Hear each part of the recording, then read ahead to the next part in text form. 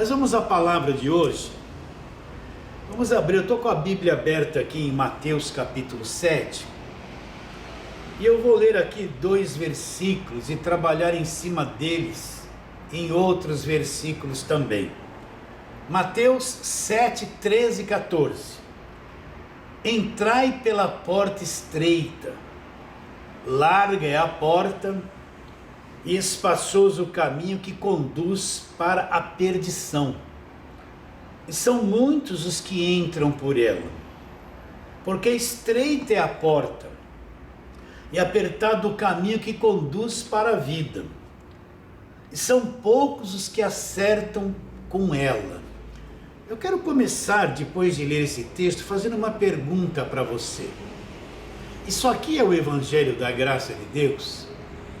Isso aqui foi declarado pelo Senhor Jesus antes da cruz. Para quem ele está dizendo essas coisas? Presta atenção. Ele está dizendo essas coisas da porta estreita para os judeus, para os seus discípulos, para as pessoas que estão debaixo da lei. Porque este texto revela uma dificuldade. Ele diz que espaçoso é o caminho que conduz à perdição e muito apertado o caminho que conduz à vida, e são poucos os que acertam com ele. Por que ele diz e mostrou essa dificuldade? Porque esse texto aqui está sendo dito para o pessoal que está debaixo da lei. Você tem que entender que a nova aliança não começou. Jesus Cristo não foi para a cruz ainda, não derramou sangue, não disse está consumado. Então a nova aliança ainda não começou, porque a nova aliança começa da cruz para frente. Você quer entender o que é nova aliança? O que é o Novo Testamento? Apesar de Mateus, Marcos, Lucas e João estarem aqui no Novo Testamento, na divisão da Bíblia, porém, isso aqui não é o Evangelho. Isso aqui é a narração da história de tudo que Jesus Cristo fez aqui na terra como judeu, cumprindo a lei, se submetendo à lei. Mas a nova aliança começa da cruz para frente, começa lá em Romanos. Então você tem que entender isso claramente. Por exemplo, aquele texto da mulher que tinha um fluxo de sangue ou uma hemorragia e foi curada quando tocou na veste de Jesus, é evangelho? Não é evangelho. Porque tudo isso foi dito e manifesto antes da cruz. O evangelho começa da cruz para frente, nunca esqueça isso. O evangelho selado com o sangue de Jesus começa da cruz para frente, quando Jesus diz está consumado. E ali ele morre, dali para frente é que se inicia a nova aliança no sangue dele. Se você não for bem dividido nesse conhecimento, você vai viver numa confusão, porque você vai trazer um montão de coisas antes da cruz e misturar com aquilo que aconteceu depois da cruz, e achar que essa mistura é evangelho, mas não é. Muitas coisas que Jesus afirmou aqui em Mateus, Marcos, Lucas e João, antes da cruz, é para aquele povo judeu, para aquele pessoal que está debaixo de lei. O próprio Senhor Jesus Cristo, ele está cumprindo a lei, ele nasceu debaixo da lei para cumprir a lei.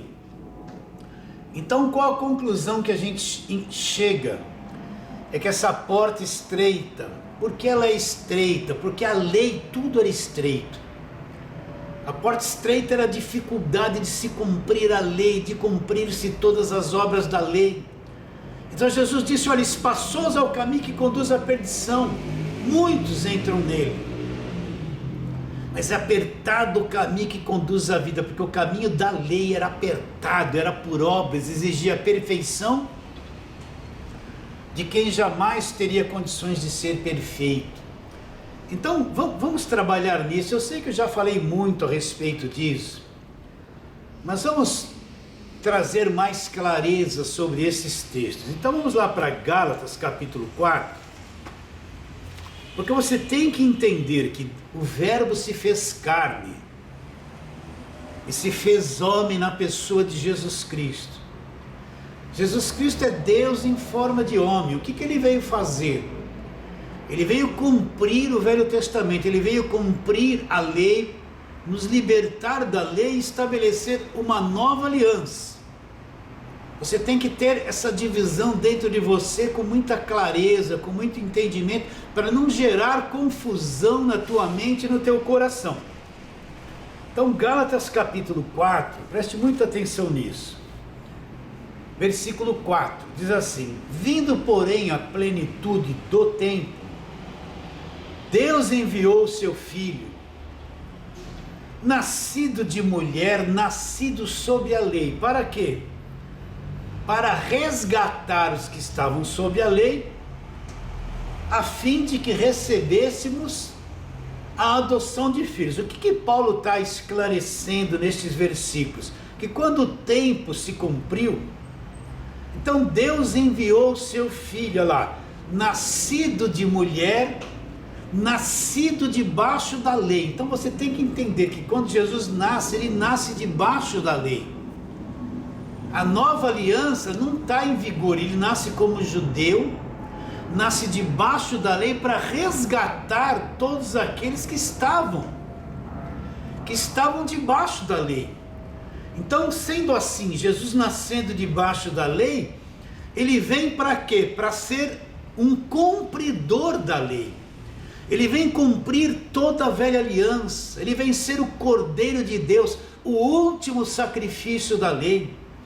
Ele vem ser aquele Cordeiro perfeito que vai cumprir todas as exigências da lei, para que na sua morte ele possa pôr um fim em tudo aquilo que era lei, em tudo aquilo que a lei exigia que o homem cumprisse. Então, o que Paulo escreveu? Em Gálatas 4:4, você tem que entender isso. De novo eu repito, se você não entender que o Evangelho da graça de Deus começa da cruz para frente, tudo que é antes da cruz não é Evangelho. Ainda que Jesus Cristo tenha feito muitos milagres, muitas curas, expulsado os demônios, não é Evangelho, porque ele não havia morrido na cruz ainda, é só o lado histórico do seu ministério. Ele vem como judeu para cumprir a lei. Se você não entender isso, você vai ter dificuldade de entender o que é o Evangelho da graça de Deus. Então Paulo diz, quando se cumpriu os tempos, Deus enviou o seu Filho, nascido de mulher, nasceu aonde? Debaixo da lei, para resgatar aqueles que estavam debaixo da lei. Agora vamos lá para Mateus, Mateus capítulo 5. Vamos ver o que Jesus Cristo está dizendo no versículo 17. O que ele vai dizer? Mateus 5:17. Não penseis que vim revogar a lei ou os profetas. Não vim para revogar, eu vim para cumprir. Então você tem que entender isso. Jesus Cristo não veio para revogar a lei e para revogar os profetas. Ele veio para fazer o quê? Para cumprir tudo que a lei e os profetas diziam a respeito dele. Ele vem cumprir a lei, ele vem cumprir a velha aliança. Ele vem cumprir o Velho Testamento. Ninguém tinha capacidade e perfeição para cumprir. Então Jesus Cristo vem, ele nasce debaixo da lei. E ele diz, eu não vim revogar, eu vim cumprir. Eu vim cumprir a lei e tudo aquilo que estava escrito nos profetas a respeito dele. E uma vez que tudo isso se cumpriu, revogado. Vamos lá para Romanos agora, capítulo de número 15.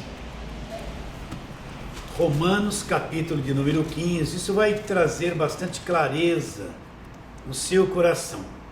Romanos, capítulo 15, vamos ler. Versículo 8. Digo, pois, que Cristo foi constituído ministro da circuncisão em prol da verdade de Deus para confirmar as promessas feitas aos nossos pais. O que Paulo está dizendo? que Cristo foi constituído por Deus ministro da circuncisão. O que é ser ministro da circuncisão? Ministro da lei. Se esse texto está dizendo que Deus constituiu Jesus como ministro da circuncisão, o que ele está dizendo? Que Cristo veio cuidar de tudo aquilo referente à lei e o cumprimento da lei. Ele foi constituído por Deus ministro da circuncisão. Está bem claro isso no seu coração, assim como existe o ministro da saúde, que cuida da área da saúde. Ele é responsável por toda a área da saúde. Então Cristo foi constituído ministro da circuncisão. O que isso quer dizer? Que ele veio cuidar de todas as áreas da circuncisão, as áreas da lei. Ele veio cumprir, prestar esse serviço perfeito.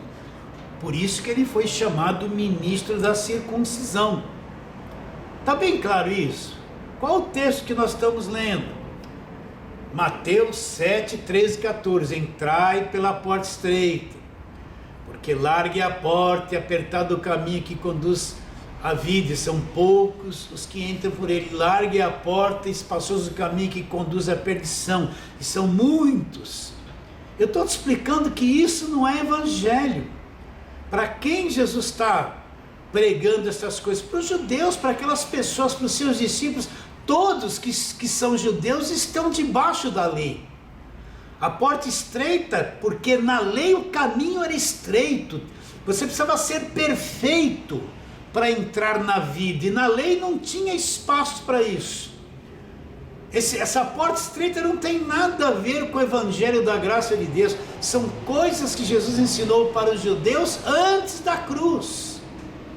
Antes da cruz, está bem claro isso? Então, o ministério de Jesus antes da cruz, ele veio como judeu para cumprir a lei. Tudo que ele fez foi para cumprir as escrituras, a lei, cumprir tudo aquilo que estava na velha aliança e que dizia a respeito dele. Isso tem que estar bem dividido no teu coração. Então vamos ver como Jesus agia. Mateus capítulo 19, para você entender isso. Mateus capítulo 19, nós vamos ler ali aquele episódio do título, O Jovem Rico, né? Todo mundo sabe dessa passagem do jovem rico. Então, preste muita atenção nisso que eu vou te dizer. Versículo 16. Eis que alguém, aproximando-se, lhe perguntou: Mestre, que farei eu de bom para herdar a vida eterna ou alcançar a vida eterna? Então, olhe para mim, preste atenção. Aparece um jovem aqui, um homem de classe social. Ele está interessado na vida eterna. Ele está interessado na vida eterna. Então ele faz uma pergunta: o que eu tenho que fazer de bom? O que eu tenho que fazer de bom para herdar a vida eterna? Na mente dele, ele acha, como ele veio com os princípios da lei, ele acha que ele, fazendo coisas boas, fazendo obras boas, ele vai herdar a vida eterna. Ele traz aquele conceito da lei, que o homem é salvo e herda a vida eterna pelas coisas boas que ele faz, pelas suas boas obras. Agora olha a resposta de Jesus. Olha a resposta de Jesus. Veja bem. Respondeu-lhe Jesus: por que me perguntas acerca do que é bom? Bom só existe um. Se queres, porém, entrar na vida, guarda os mandamentos.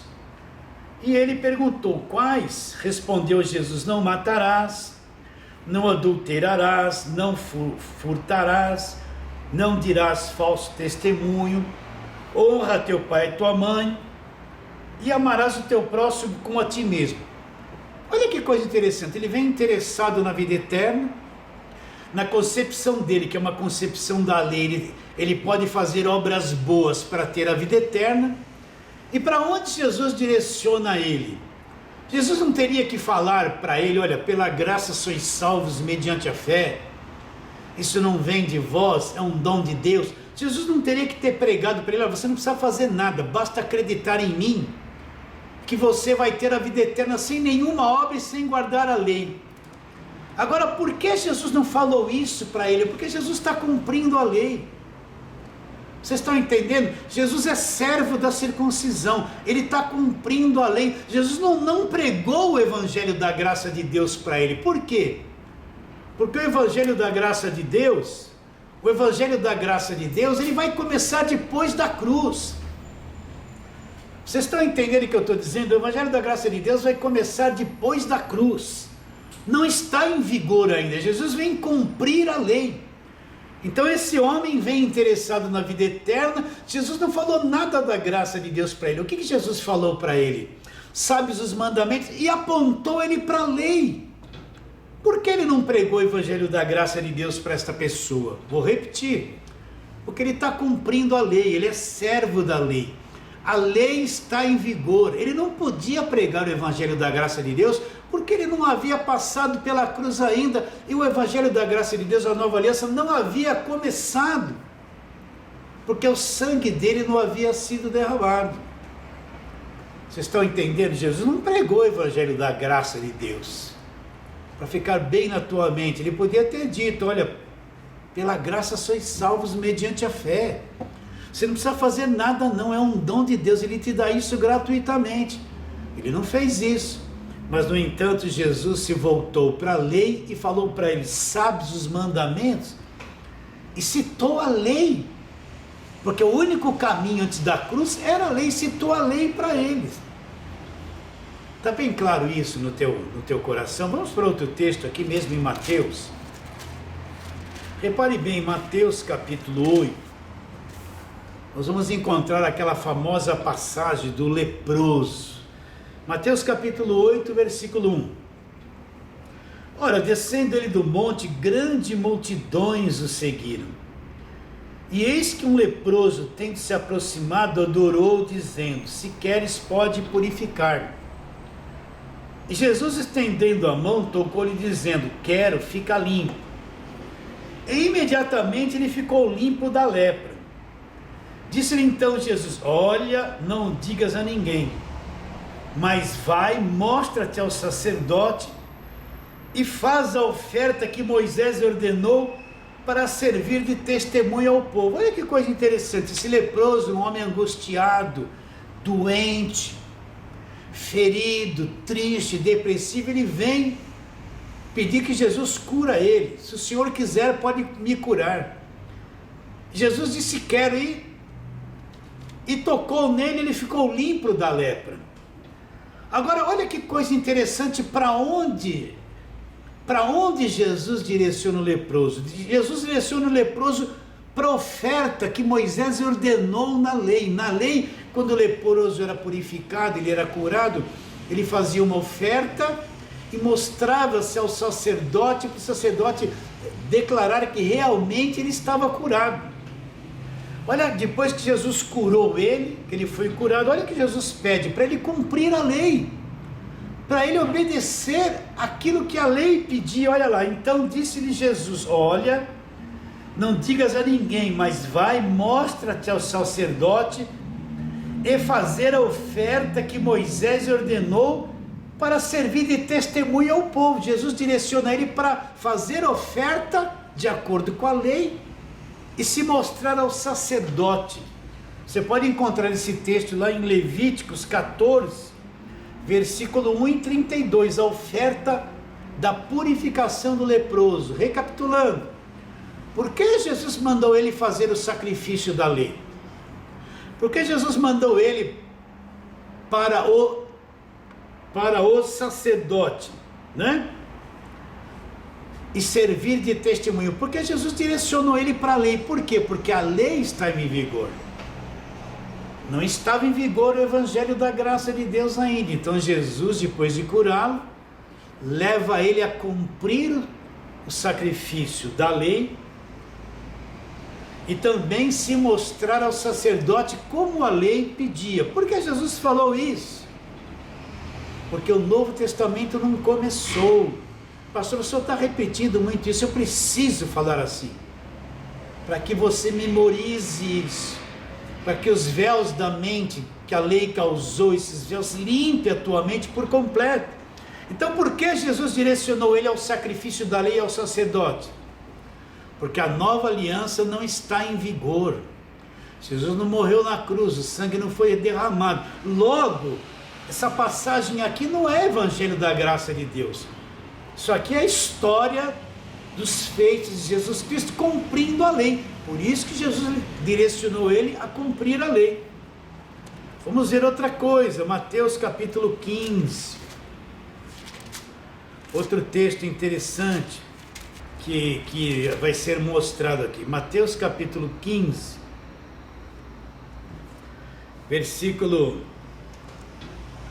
a partir do versículo 21. É aquela mulher Sírio-fenícia, ou outra tradução fala mulher cananeia. Então vamos ler esse texto com calma. Partindo Jesus dali, retirou-se para os lados de Tiro e Sidom. Eis que uma mulher cananeia que viera daquelas regiões clamava: Senhor, filho de Davi, tem compaixão de mim.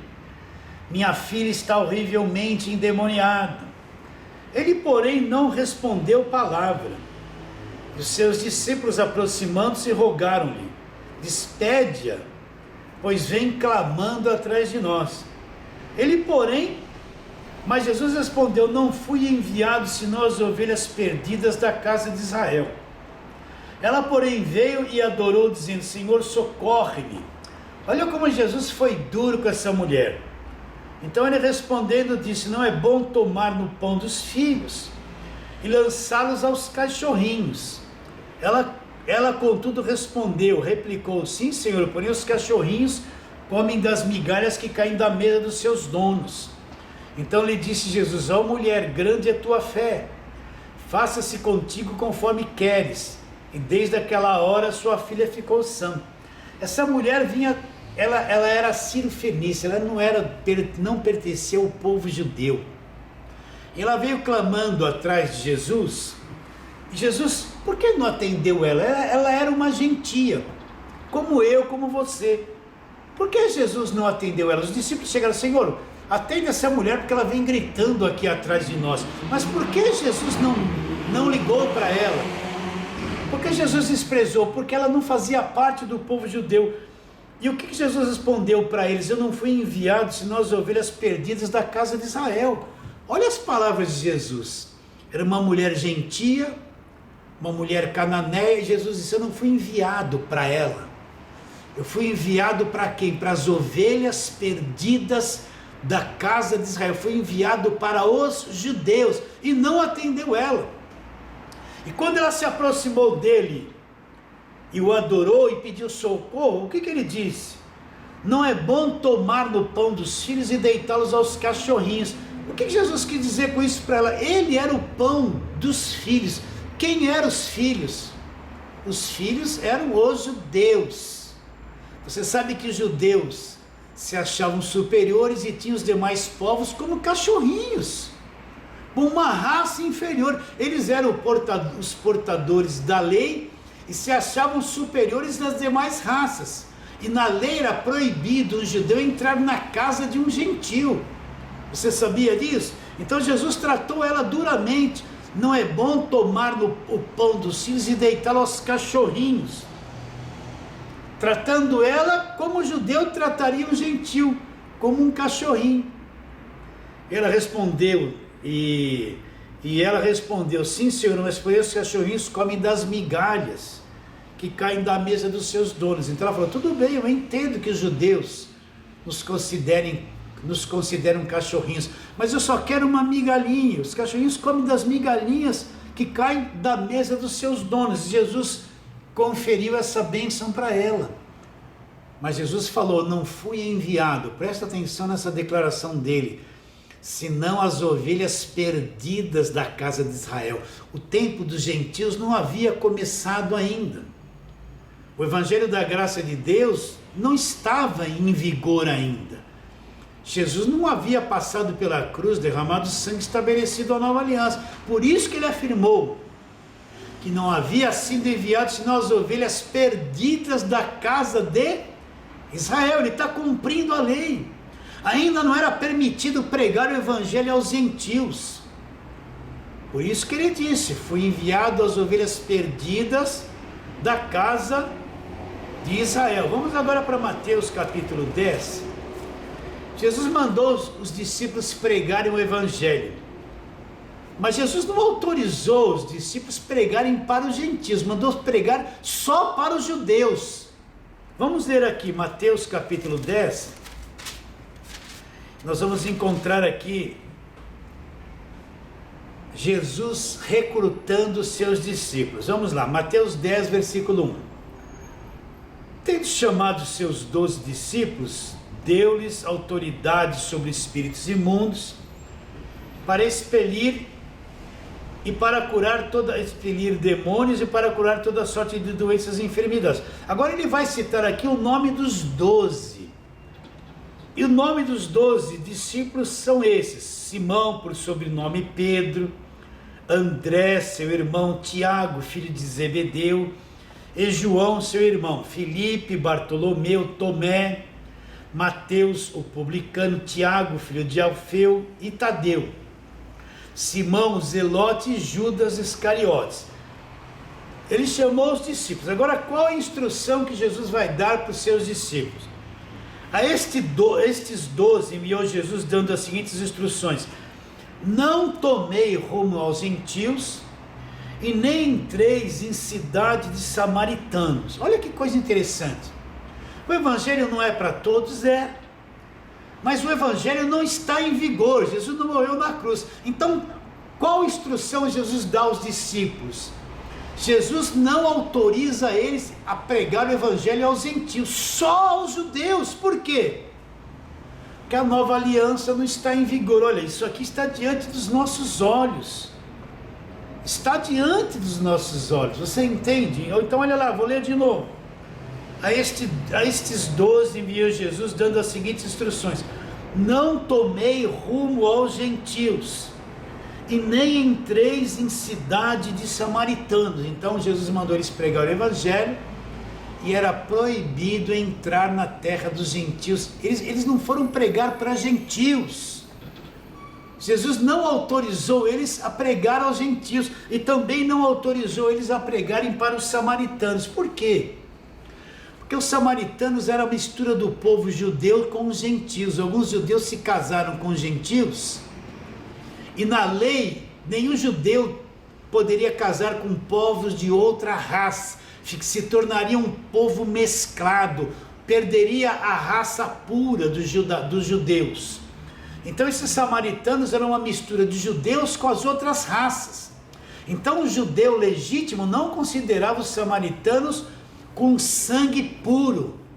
Então Jesus também não autorizou os discípulos pregar o evangelho para os samaritanos, só para os judeus. Por quê? Jesus não está sendo ingrato, injusto, não. É que a lei está em vigor. Jesus veio para as ovelhas perdidas da casa de Israel.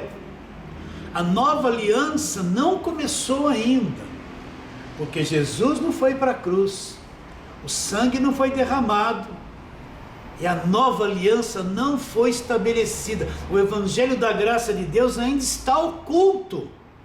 Por isso que Mateus, Marcos, Lucas e João, até a cruz, não é o evangelho da graça de Deus. É Jesus como judeu enviado para o povo de Israel, cumprindo a lei, vai ser o último sacrifício da lei, vai pôr um fim da lei. Daí para frente é que vai se iniciar o evangelho da graça de Deus. Está entendendo isso, meu irmão, minha irmã, gente preciosa?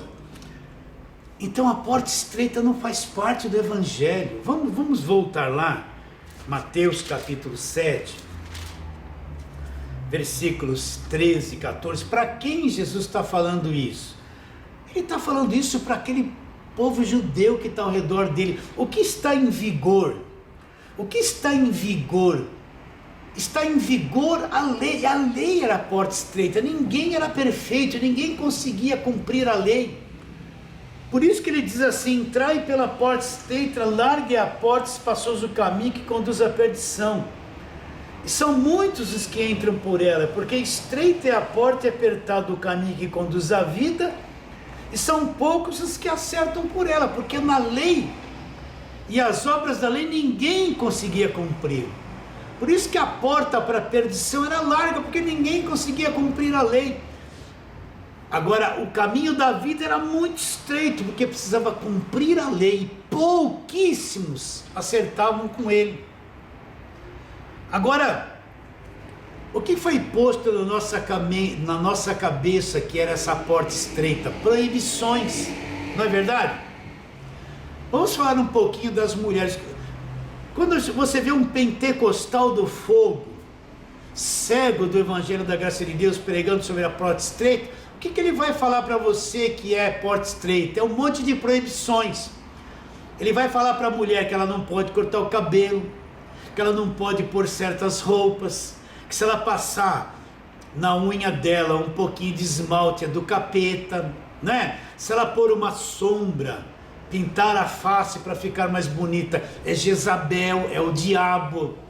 Eles não falam que isso é porta estreita. Você não pode frequentar certos lugares, você não pode fazer isso, não pode fazer aquilo. É um monte de proibições que eles dizem que é a porta estreita, mas Jesus não falou nada a respeito disso. Jesus não deu um índice do que é a porta estreita aqui, e nós sabemos que a porta estreita era a lei. Que Mateus capítulo 7, voltando lá para nós terminarmos, versículos 13 e 14, isso aqui é um texto dito pelo Senhor Jesus antes da cruz, e não tem nada a ver com esse monte de proibições de porta estreita que as igrejas da lei pregam até os dias de hoje. Então o que Jesus Cristo diz? Entrai pela porta estreita, largue a porta, espaçoso o caminho que conduz para a perdição, e são muitos que entram por ela. Porque estreita é a porta e apertado o caminho que conduz à vida, e são poucos os que acertam com ele. Para quem Jesus está dizendo isso? Para o pessoal da lei, o pessoal que está debaixo da lei, que ninguém conseguia cumprir a lei. Então a lei era a porta estreita e apertado o caminho, que condenava. Não era esse monte de proibições,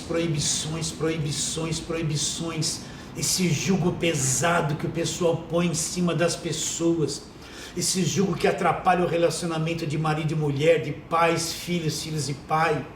Os garotos e as crianças não entendem porque tem que usar certas roupas, são obrigados. Aquela menina adolescente não entende porque tem que estar com o cabelo comprido, só aí de saia na escola.